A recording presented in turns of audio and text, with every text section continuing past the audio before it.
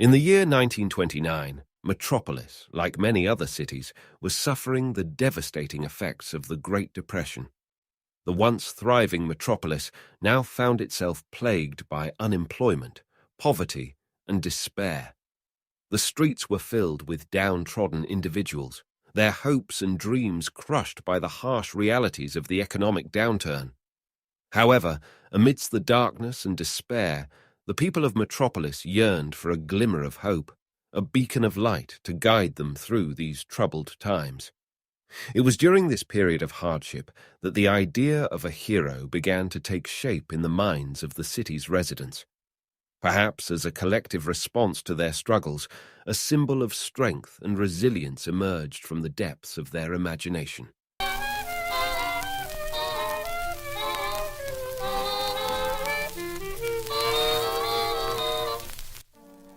This figure was said to possess a variety of powers, some more obscure than others. One popular belief was that he could move faster than a speeding bullet. Others claimed he could shoot fire from his eyes or unleash icy gusts from his breath. Some even believed he could fly, while others thought he could jump incredibly high. There were even tales of him shooting rainbows from his fingertips or creating miniature versions of himself. Among the citizens of Metropolis, this figure was known by many names. Some called him the Man of Steel, referencing his seemingly impenetrable armor-like skin. Others believed he was the Man of Tomorrow, a harbinger of a brighter future. But above all, the name that resonated throughout the city was Superman. Interestingly, this tale bears some resemblance to a myth that circulated a few years prior in a small town called Smallville, located in Maryland, Kansas. Smallville, a quiet farming community largely unknown to most, had its own legend surrounding a figure known as Superboy. This Superboy possessed powers suspiciously aligned with those of Superman. The townfolk claimed that Superboy would fly around the town, using his abilities to help people with their everyday problems. With many citizens of Smallville eventually moving to Metropolis over the years, including notable figures like reporter Clark Kent and billionaire Lex Luthor, some speculated that they carried the Superboy myth with them to the big city, where it eventually evolved into the legend of Superman. However, the actual origin of the name Superman had nothing to do with the Superboy myth. A significant amount of information about Superman was discovered in old newspapers that were hidden in the archives of the Daily Planet, the largest newspaper company in Metropolis. It was Lois Joanne Lane, a reporter at the Daily Planet, who bestowed the iconic name Superman upon this figure. Lois Lane, born on August 17, 1907, in the small town of Pittsdale, had a unique journey into journalism. Her parents were Sam Lane, a career military officer, and Ella Lane. At the age of 15, Lois began working at the Daily Planet, although she initially claimed to be 19. Despite her deception being exposed, Perry White, the editor-in-chief of the Daily Planet, still chose to hire her. It is believed that Lois was given the opportunity due to her investigative skills, particularly in relation to the notorious billionaire Lex Luthor, a challenge assigned to her by Mr. White. In June 1928, Lois was invited to join a shuttle called the Constitution on a trip to Metropolis Airport. The journey appeared to be going smoothly, except for a close call with a civilian aircraft. However, Lois had a different perspective. She claimed to have seen a mysterious flying man outside the shuttle who prevented the collision and saved them from crashing. Initially, no one took her claims seriously, but everyone was intrigued. The myth of the powerful figure have already stuck in mind of almost every Metroploir citizen. Taking a chance, the Daily Planet decided to publish the story, and it made headlines the next day. The article, titled "Mysterious Superman Saves Plane," was published with some skepticism from the newspaper company, but they never expected it to become the most famous story they had ever covered. After the initial publication, the Daily Planet was flooded with letters from all over the world, recounting alleged encounters with the enigmatic figure dressed in a blue suit, red cape, and the iconic S symbol on his chest. Lois Lane diligently collected these letters and forwarded them to the newspaper. Encouraged by the success of the first story, the Daily Planet continued to publish numerous articles about the Man of Steel. However, some critics accused the newspaper of capitalizing on his popularity. As the stories gained traction, Lois Lane herself became a celebrity and was even given the nickname Superman's Girlfriend. But in 1935, after enjoying years of success, Lois made a surprising public statement. She declared that Superman was nothing more than a fictional character. This announcement sparked a rumor that spread throughout the city, possibly fueled by the Daily Planet itself to maintain the legend. According to the rumor, Lois had actually encountered Superman and was instructed by him to stop investigating his existence. Some even speculated about a romantic involvement between them, although this notion was quite far-fetched, since Lois Lane was known to be in a relationship with Clark Kent, a fellow reporter at the Daily Planet that contributed as much in the Superman story as much as Lois. They eventually get married in 1938. After the death of her husband, Lois lived alone with her son Jonathan Kent until her death at the age of 82.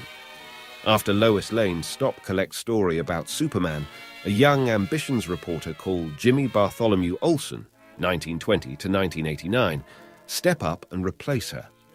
James Bartholomew Olsen was born to Jake and Sarah Olsen in Yonkers, New York. His father was in the military and was declared missing in Southeast Asia before Jimmy was born. In the absence of a father figure, Sarah Olsen became extremely protective of her son. His mother ran a newsagent's, and he would get up early and collect stories about Metropolis from the paper for a scrapbook. Jimmy was best friends with Lois Lane and Clark Kent, even serving as the best man at their wedding. Introduced to the Daily Planet by his friend Clark, Jimmy had been working as a photographer under Lois for years. It was only fitting that he would become the lead reporter on the Superman case after Lois. Superman's pal, like he often called himself, likely based on Lois's nickname. According to Jimmy's articles, Superman was becoming more public during this time. Unlike Lois, who spoke of Superman as a myth waiting to be proven, Jimmy wrote about him as if he were a new celebrity. Every day, there would be a new Superman story, ranging from rescuing kittens stuck in trees to confronting corrupt individuals and urging them to change their ways.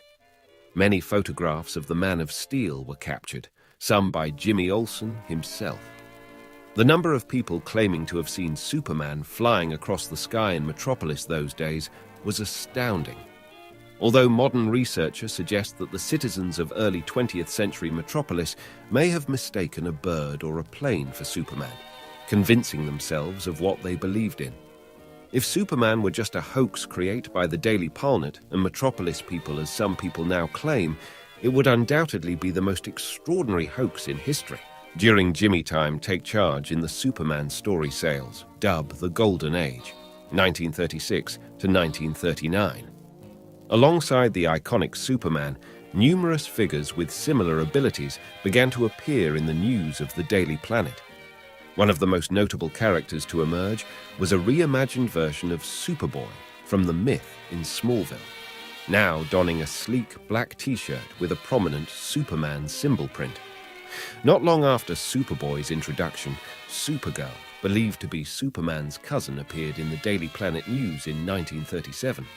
She quickly became an empowering role model for young girls during a time when women were still often looked down upon. Soon, she even landed her own short-lived television program, a black-and-white show called Supergirl Start and End in the same year 1939, starring the talented actress Kara Danvers. However, amidst the excitement surrounding these new additions to the Superman mythos, a controversy arose involving a celebrity named John Gilman. Gilman boldly claimed to be Superman, managing to convince a large portion of the population of Metropolis that he was indeed the Man of Steel. The public's fascination with Gilman's audacious assertion reached a fever pitch, with many desperately seeking proof of his extraordinary abilities. Unfortunately, as time went on, the truth began to unravel. Gilman was exposed as a fraud, and his fleeting fame quickly dissipated. In a fit of pride and frustration, he threw a tantrum on live television, revealing himself to be nothing more than a deceitful and self-centered individual. I'm stronger, I'm smarter, I'm better. I am better! Superman had amassed a legion of fans, with some even pre-ordering the Daily Planet newspapers just to be the first to read the latest news about him. In Metropolis, he had become an unofficial symbol of the city, revered and admired by its residents. However, outside of Metropolis, confusion reigned. There was no concrete proof of Superman's existence, aside from photographs that could easily be doctored, and stories from a news company that many had never even heard of. Tourists who visited Metropolis often returned from their trips, assuring others that there was no flying man in the city. Though their conviction seemed uncertain, there were whispers that perhaps they had witnessed something that they had convinced themselves was merely an illusion. However, if one were to ask any citizen of Metropolis about Superman, they would confidently recount personal experiences of his heroic acts. They would tell stories of how he had saved them from falling into the river just last Saturday, or how he had swooped down to rescue a child from a burning building. To the people of Metropolis, Superman was undeniably real, a guardian angel watching over them. This changing world, this changing scene, where is it taking us? But the most infamous believer in Superman's existence within the city was none other than the enigmatic billionaire, Lex Luthor, 1885 to 1940. As the founder of LexCorp, a company that easily rivaled the likes of Wayne Enterprises, Ford Motor Co. and Cord Industries, Lex was widely known in this modern age as the eccentric and immensely wealthy individual who had somehow managed to build a thriving empire. However, what most people didn't realize was that Lex had initially used a significant portion of his vast wealth to aid those struggling during the Great Depression. His philanthropic efforts had helped countless individuals during a time of dire need, and LexCorp played a crucial role in helping Metropolis avoid the fate that befell other parts of America. Rumors even circulated that the company was conducting extensive research on finding a cure for cancer. However, as time went on, Lex's focus and obsessions began to shift. Growing up in Smallville, Lex had been well acquainted with the local myth of Superboy. During his final years on Earth, Lex shockingly claimed that his baldness was a result of Superboy's actions. Therefore, when Lois Lane and Clark Kent began writing about Superman, the only thought that must have consumed Lex's mind was that Superboy had returned. Lex Luthor's deep-seated hatred for Superman festered within him, and his actions became increasingly difficult for his fellow executives at LexCorp to cover up. Eventually, the truth emerged, revealing that a significant portion of LexCorp's earnings and funding had been diverted towards the construction of anti-Superman weapons. Despite the concerns of the company's leadership, they found themselves powerless to take any action against Luthor. His unparalleled genius in every field, despite his seemingly reckless spending, made him indispensable to the company. Firing him would only result in further losses. Consequently, the company's ability to assist the city dwindled, resulting in the resurfacing of hardships for the people. LexCorp began to amass quantities of kryptonite, a rare green glowing material of extraterrestrial origin which had seemingly no use other than as a decorative item. However, from the blueprints left behind by Lex Luthor upon his death, it became clear that he had utilized kryptonite in the creation of most of his Superman weapons. Luthor believed that this mysterious substance possessed the power to weaken the Man of Steel. The truth is, kryptonite was brought to Earth on asteroids about 30 years before Superman first reached headline. Many of these asteroids fell in Smallville, causing significant damage. The locals referred to it as the Green Fire Rain. Having lived in Smallville for most of his life, Lex probably witnessed the asteroid rain firsthand, which led him to establish a connection between it and Superboy over the years. If indeed Superboy resided in Smallville during that time, Lex must have observed the impact kryptonite had on him. The Daily Planet, in its ongoing coverage of Superman, cast Lex Luthor as the villain of their stories, describing how he would engage in epic battles with Superman, clad in a high-tech suit that surpassed any modern device of the 21st century. Strangely enough, many of the suit's fictional abilities aligned with products released by LexCorp after Luthor's demise, leading people to wonder if there was any truth to the tales of the suit's capabilities. To see where Lex Luthor's reason to name the material kryptonite, we must delve into a pivotal incident that occurred several years prior, the General Zod incident in June 30, 1933. This unsettling event unfolded as a television hijacking in Metropolis and its surrounding areas, captivating the attention of citizens enjoying their nightly television programs. At 7 p.m. that fateful day, the screens were abruptly taken over by a mysterious figure.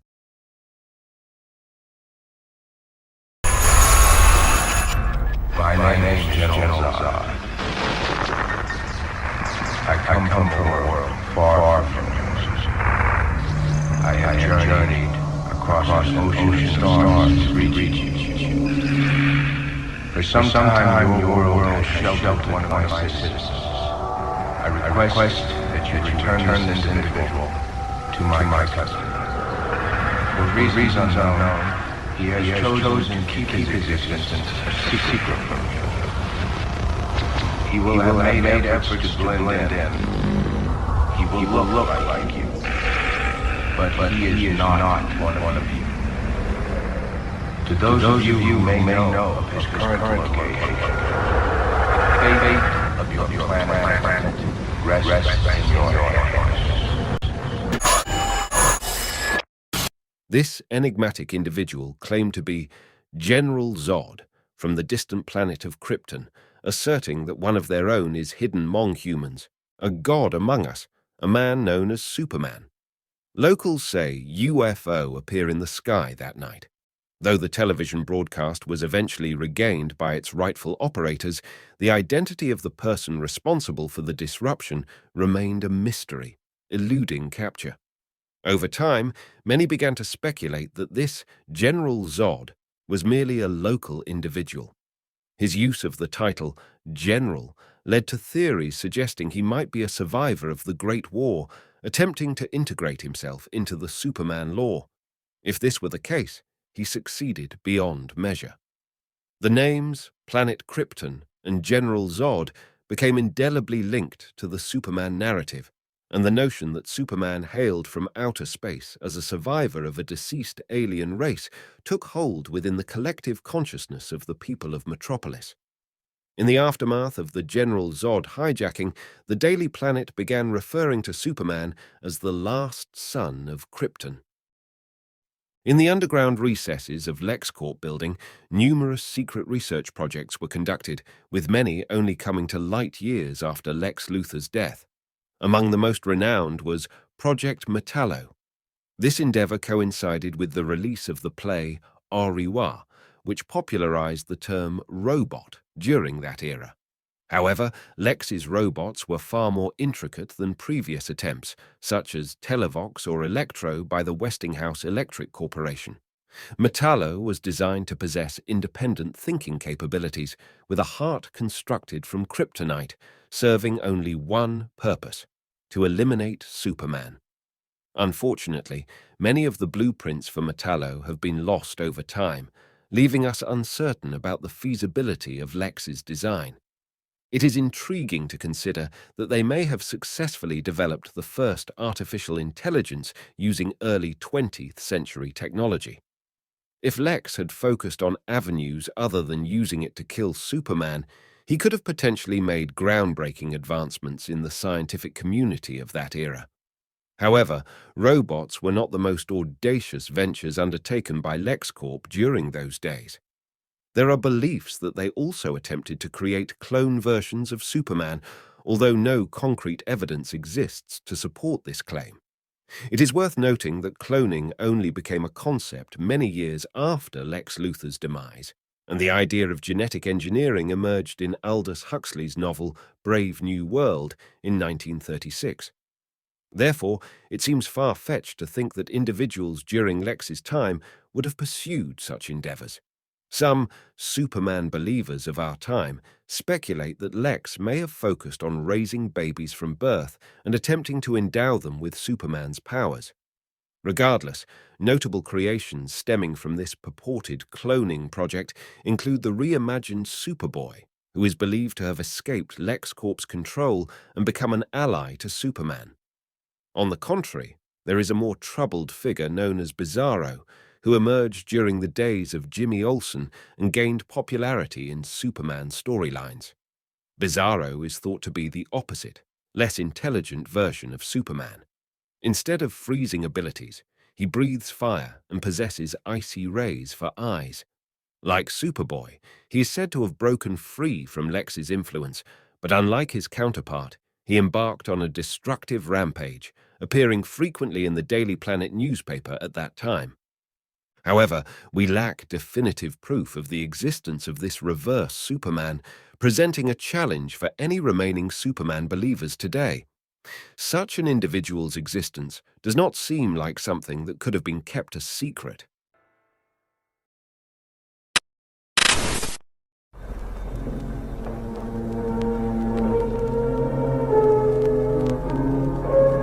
During the peak of Superman's popularity, the outbreak of World War II overshadowed the fascination with the mythological-like figure. In response to the war, the government established the Justices League of America, JLA, a group funded to aid in the conflict. Comprised of some of America's finest masked vigilantes, or as they were commonly referred to, superheroes, the JLA's roster remained largely secret. However, rumors persisted that powerful figures like Superman or Green Lantern were part of this clandestine group. As the media and the public directed their attention towards JLA members whose existence could be verified, and who seemed more grounded in reality compared to fantastical beings like Superman, such as the world-famous archer Oliver Queen, known as Green Arrow, and the enigmatic masked vigilante Batman from Gotham. The world became less preoccupied with the tales of Metropolis.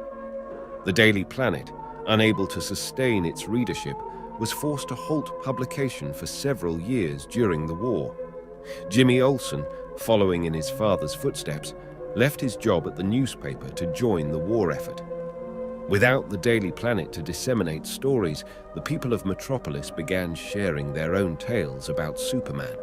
However, these accounts lacked reliability and consistency, unlike the reporting of the newspaper, leading to Superman gradually fading into obscurity. Then, from May 12th to May 14th, 1956, the worst earthquake ever recorded struck Metropolis. Astonishingly, the majority of the city's residents survived this catastrophic event. However, two individuals were notably absent: reporter Clark Kent and the eccentric billionaire Lex Luthor.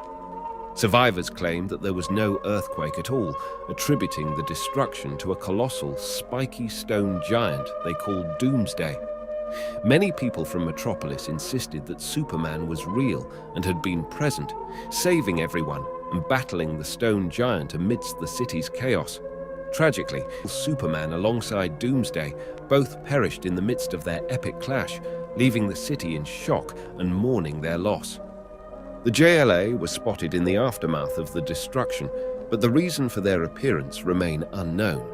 The government, however, dismissed these accounts, attributing them to a new kind of mass hysteria or collective hallucination caused by a metal-related issue. This phenomenon, in which people believed they saw something they desperately wanted to believe in, became known as the Metropolis effect. This is still not the end of the Superman tales. There's still a much more recent event that we need to take in account. On June 12, 2013, during an expedition to the Arctic led by explorer Zack Snyder, the team stumbled upon a massive structure hidden amidst the snowy mountains. They attempted to open the building at that time, but were unsuccessful. It was only in 2021 that they finally succeeded in unlocking its secrets. However, Much of what they discovered within the building has been kept confidential, with only a leaked picture making its way to the public.